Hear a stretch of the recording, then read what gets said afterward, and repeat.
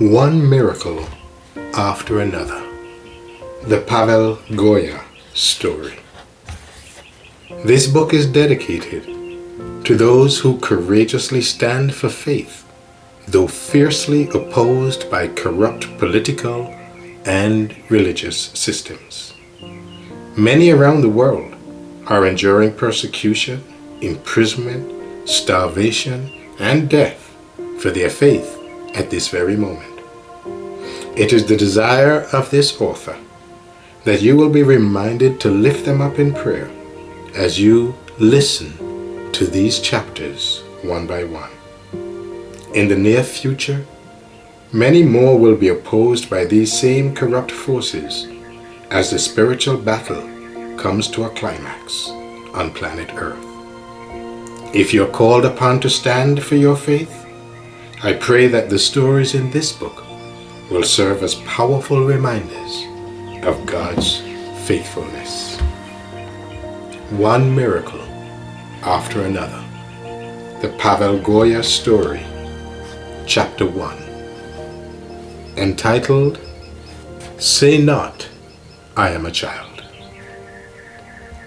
I don't believe there is a God, Pavel Goya blurted into the darkness. I'm tired of the whole foolish notion. I feel as if I'm going crazy. How could I have allowed myself to be duped? Believing in a being who doesn't even exist has stolen all the fun from my life. My friends are out having the time of their lives while I lie here feeling lost and condemned. How many more nights do I need to toss and turn without sleep? I hate listening to the seconds ticking endlessly away. Lying here with thoughts of guilt echoing and re-echoing through my mind feels like a nightmare. I would give anything to silence that haunting voice. Pavel, if you die tonight, you will be lost forever. One thought after another bombarded the troubled young man, attempting to escape the torture of his soul. Poor Pavel. He had no place to run and nowhere to hide. But he had made up his mind to bring his misery to an end. I have to put these crazy ideas about God behind me and just enjoy life the way all my friends do, Pavel said half aloud as he pulled the covers aside. That does it. I'm going to town to have some fun. I can't sleep anyway, he muttered under his breath as he scanned the room for his pants. Attempting to find his clothes in the shadows of a darkened room was not an easy task, but with a little persistence, he succeeded. Carefully calculating his escape, he tiptoed from room to room so as not to awaken his parents. But when he reached the living room, he stopped in his tracks. The moonlight, shining through the window, outlined the silhouette of his father, kneeling in prayer. Pavel had often happened upon his father in prayer, but why tonight?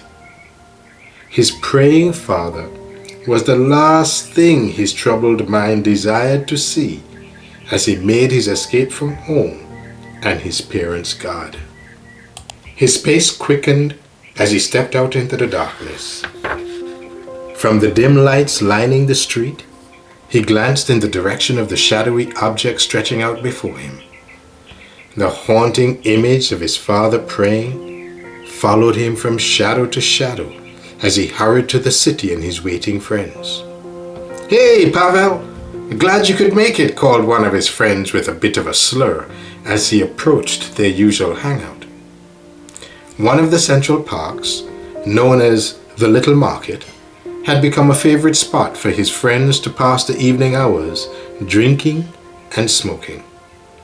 It was also an ideal spot to watch for a young woman to happen along.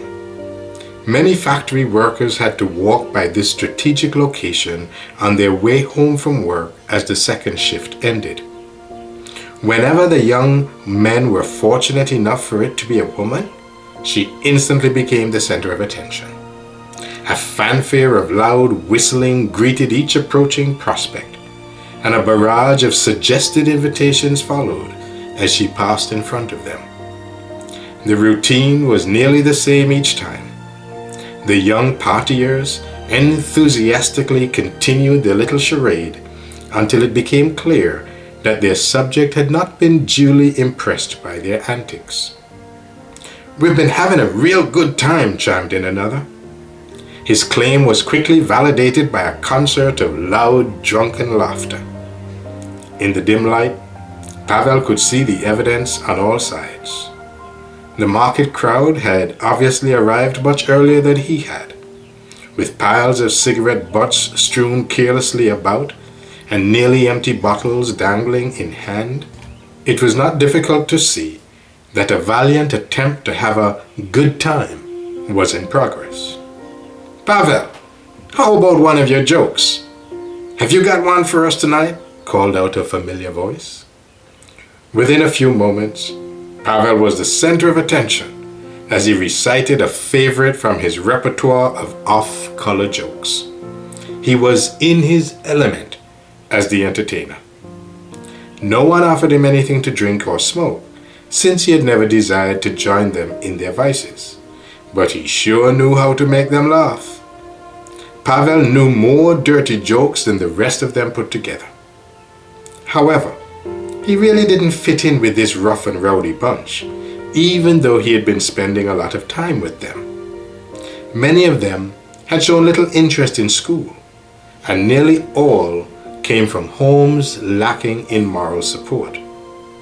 In contrast, Pavel was from a third-generation Christian family and made almost perfect grades in all his classes.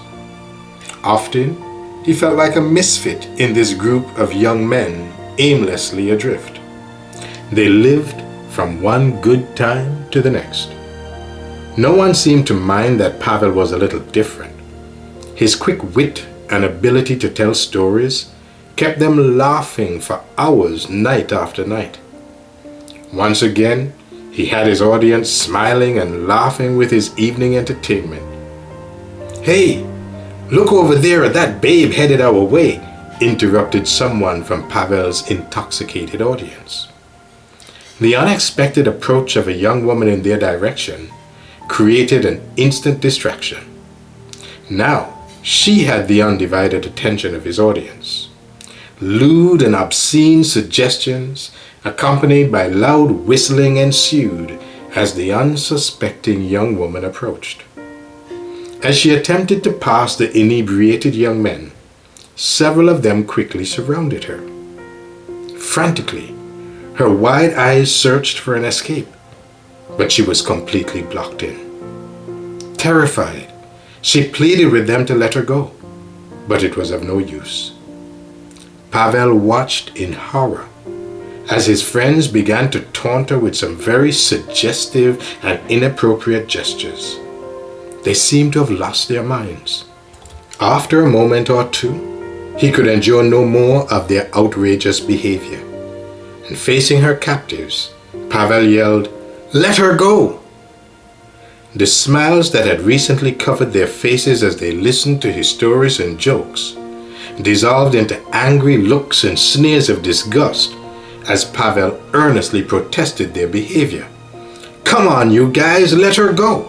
What you're doing is wrong," Pavel pleaded with all the boldness he could muster. His attempted defense temporarily shifted their attention from the captive young woman to her defender. Angrily, one of the leaders lashed back. "Who do you think you are telling us what's right or wrong? I don't remember anyone inviting you to tell us what to do." Repulsed by their behavior, Pavel stepped back. Wanting no part of their passion-driven madness, he wished only for a way to assist the sobbing young woman pleading to go free. Realizing he was equally helpless, he continued his retreat. "Get out of here and don't come back," they sneered. It was clear that they were not about to be swayed from their intentions.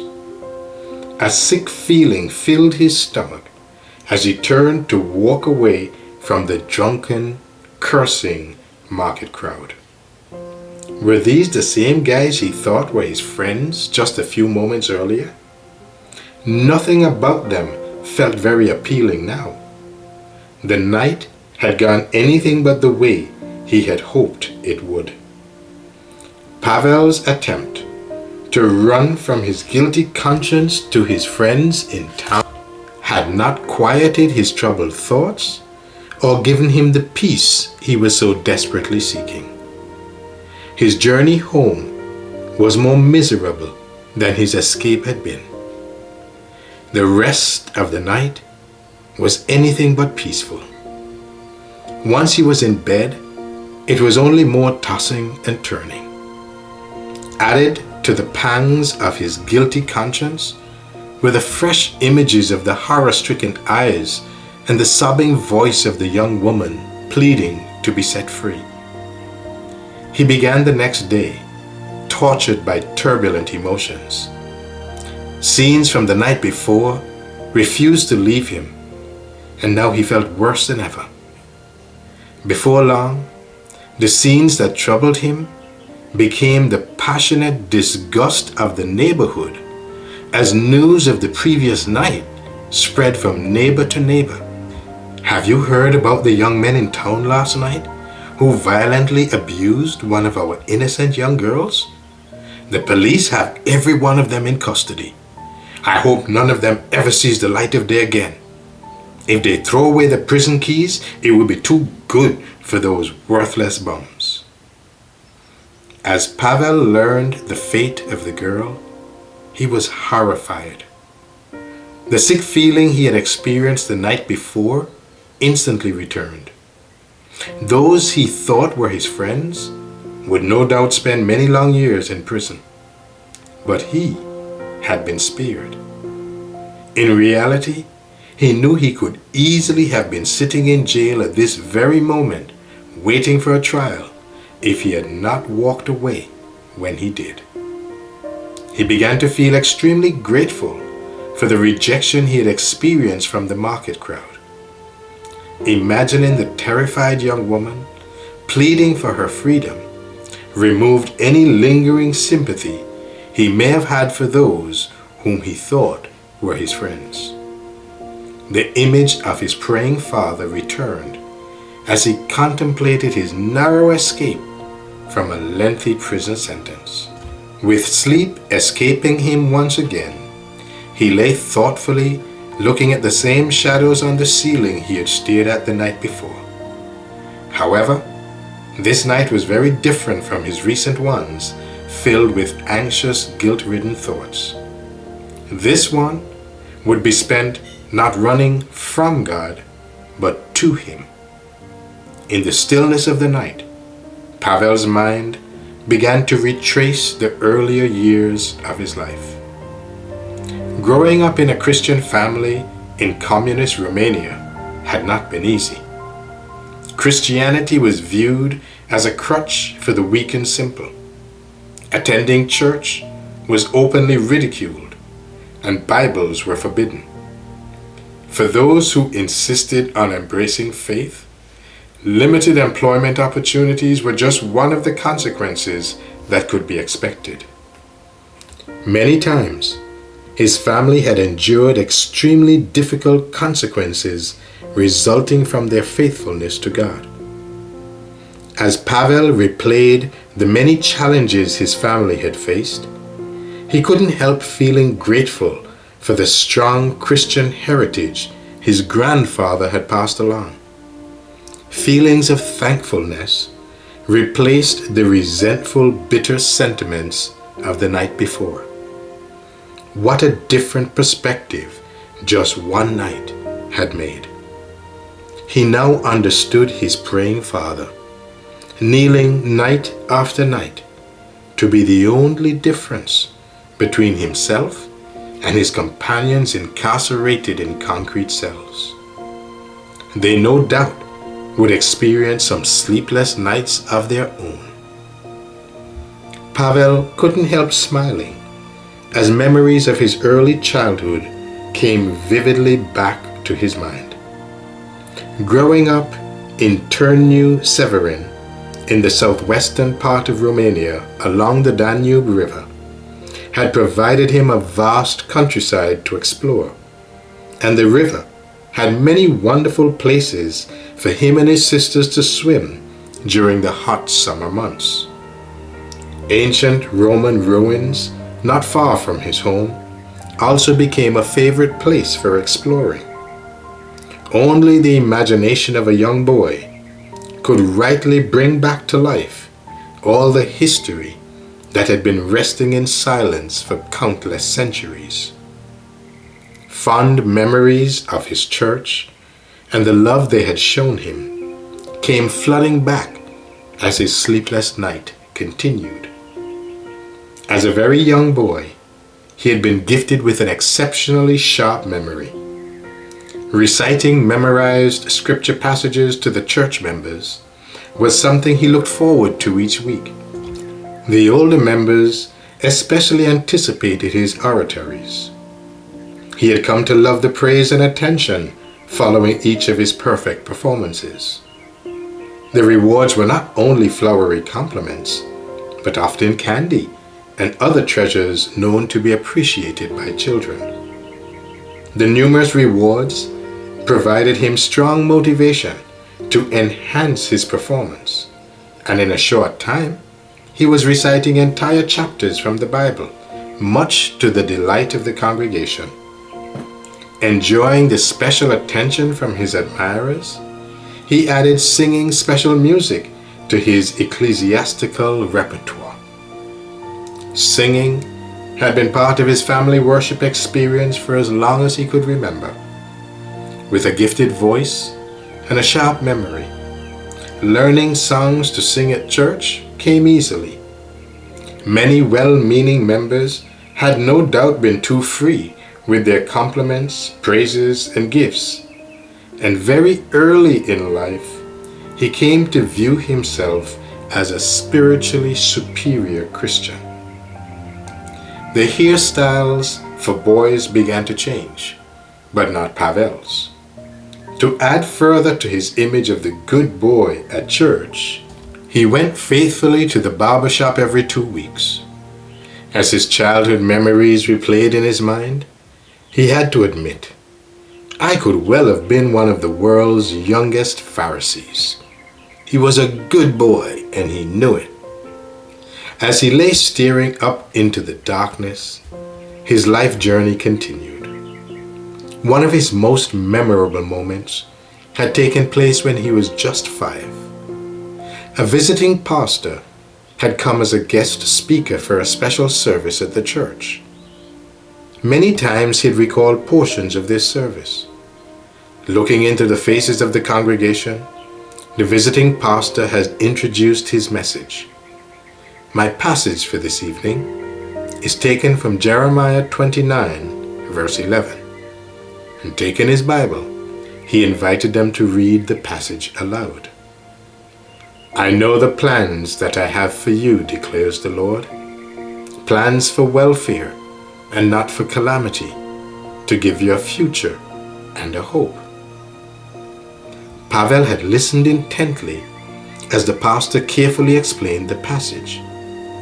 It doesn't matter how young or how old you are, or what your present circumstances might be. God has a plan for you. As the message continued, little Pavel had tried to comprehend how this could include a 5-year-old. It wasn't hard to believe that God had a plan for his grandfather, for he had faithfully followed him all his life. Looking at his father and mother, he could see how God might have a plan for their lives too. But a 5-year-old? It seemed as if this might be more than the passage had intended. At the conclusion of the message, it was clear that the congregation had been blessed and inspired with a wonderful, fresh picture of a personal God. One by one, the members filed by the pastor, thanking him for his message as they exited the church. At last, it was his opportunity to address the speaker. Standing directly in front of the pastor, he looked up into his eyes and asked with all the earnestness he possessed, "Does God really have a plan for me? Or am I too young?" With a big smile, he was assured that God's plans included even someone 5 years old. "No, I guess I haven't," he had replied thoughtfully as he walked toward the door. Deeply pondering the pastor's challenge, he had made his way out to the big apple tree in the churchyard. He had played many times under this tree, but today was different. He had come to ask God a very important question. Closing his eyes, he began to pour out his heart.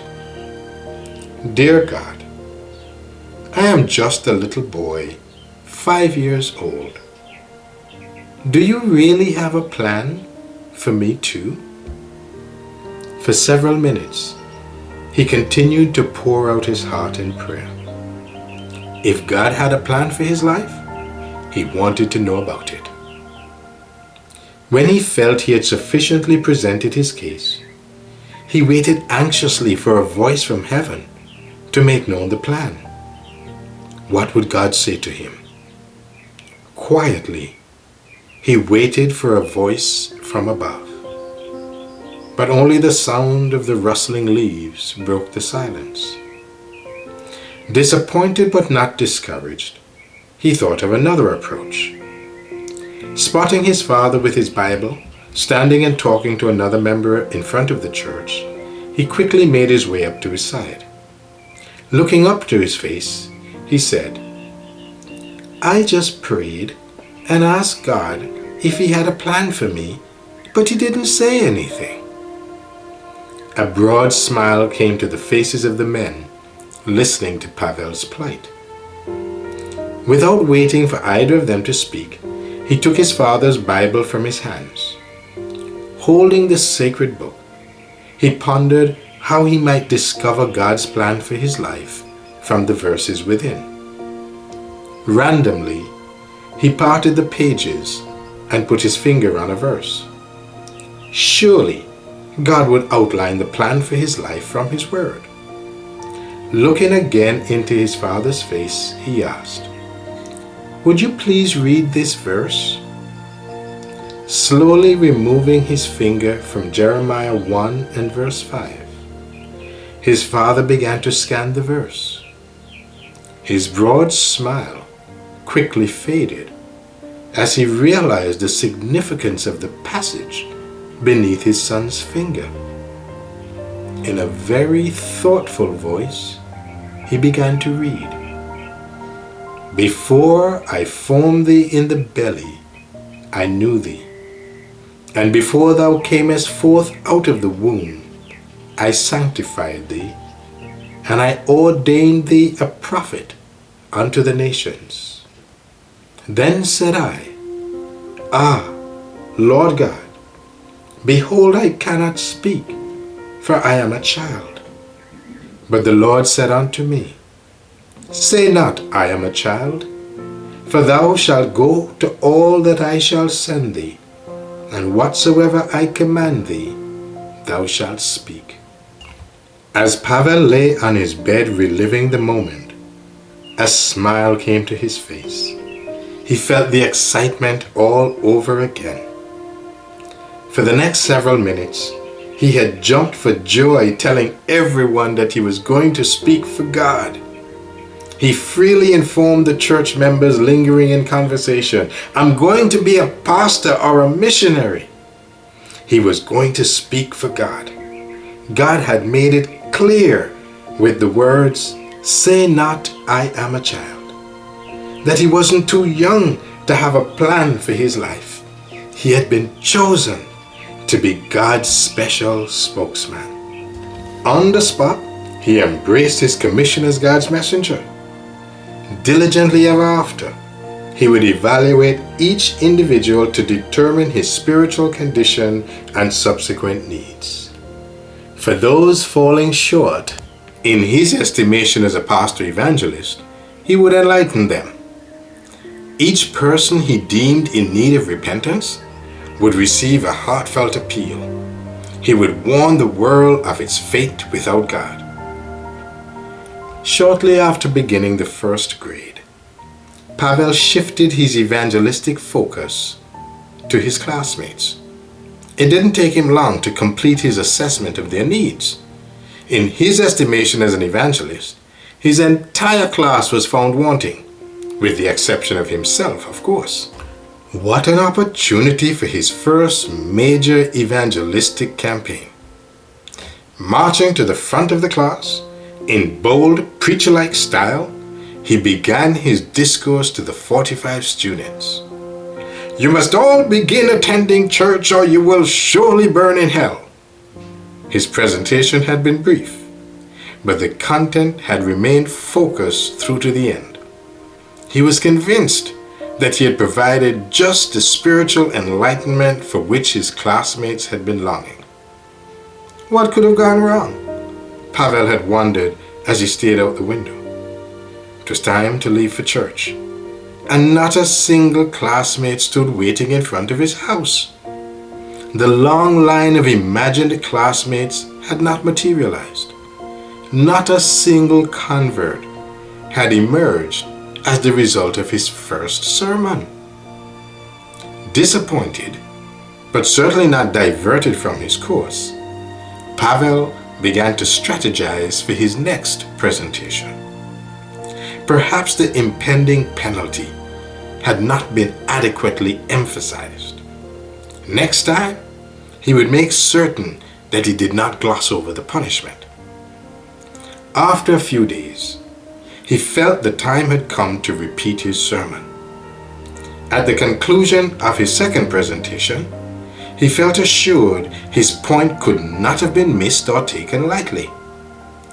To his amazement, the sentiment of his classmates remained unchanged.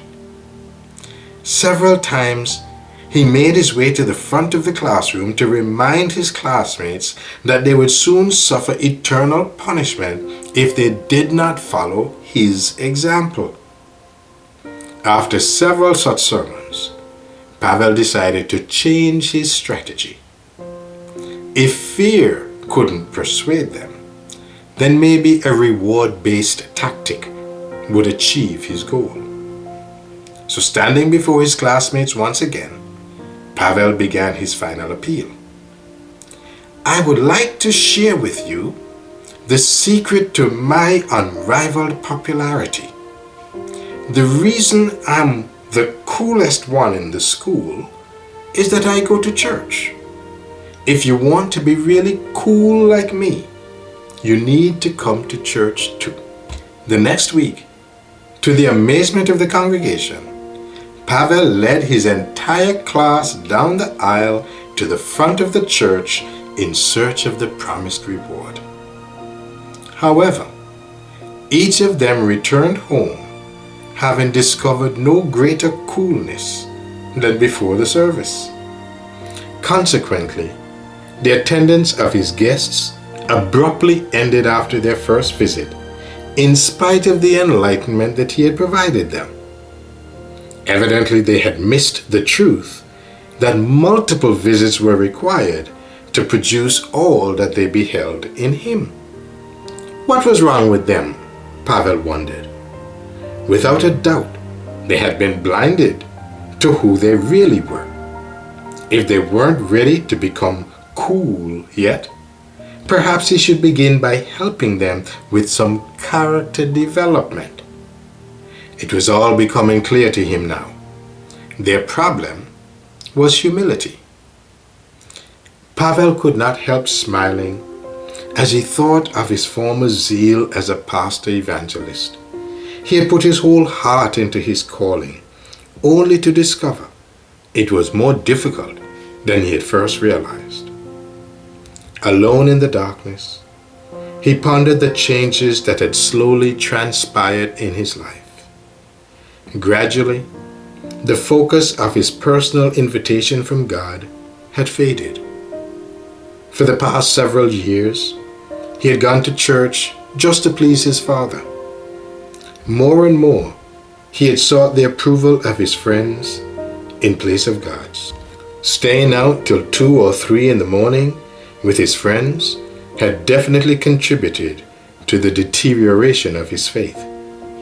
Many times he had heard God's voice remind him of his special prayer under the apple tree and the answer that had come from his father's Bible. But repeatedly, he ignored the still small voice inviting him to return to a life of peace and happiness. Feelings of sorrow and regret now swept over him as he thought of the choices he had made over the past few years. Pulling back the covers, he slipped to his knees beside the bed. Opening his heart to God, he began to pray.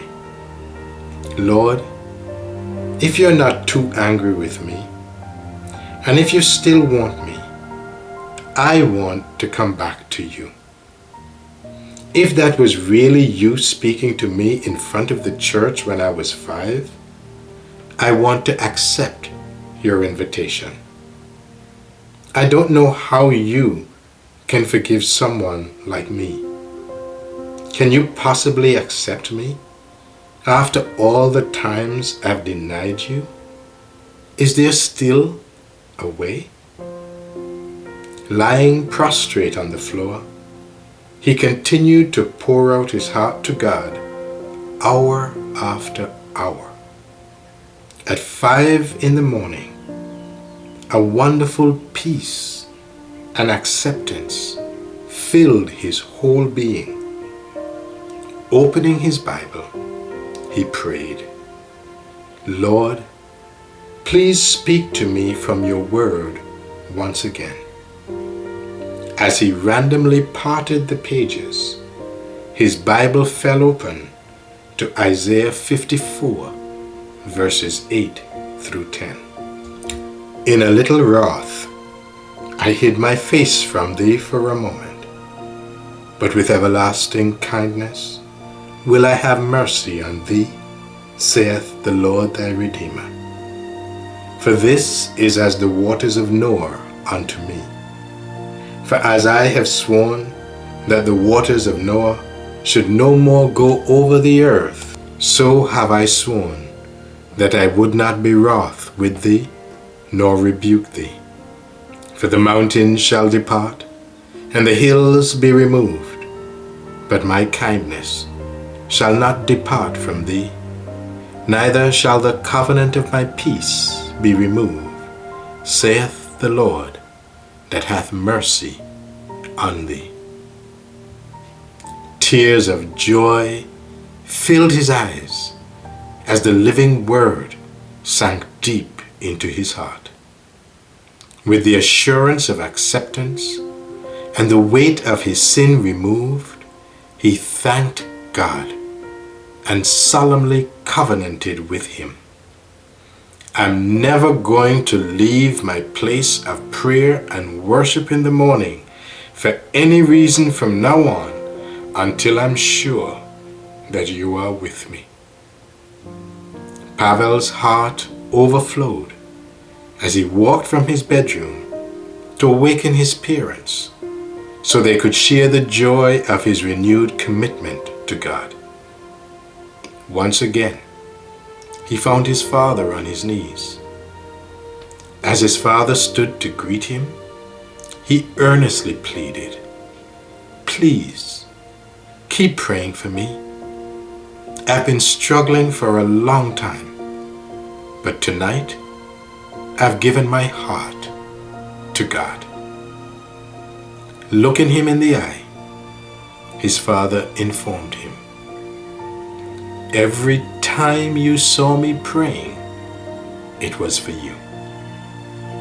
I know what it feels like to struggle. I struggled too as a young man. But in the midst of my troubles, God gave me a verse in Scripture that felt as though it was all mine. Listen to the words that God spoke to me when I was young. Micah chapter 7, verse 19. He will turn again He will have compassion upon us. He will subdue our iniquities, and thou wilt cast all their sins into the depths of the sea. With a smile, his father challenged, perhaps God will give you a verse someday.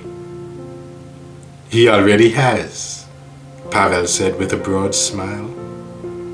The pillow that had shared his many sleepless nights invited him back to bed.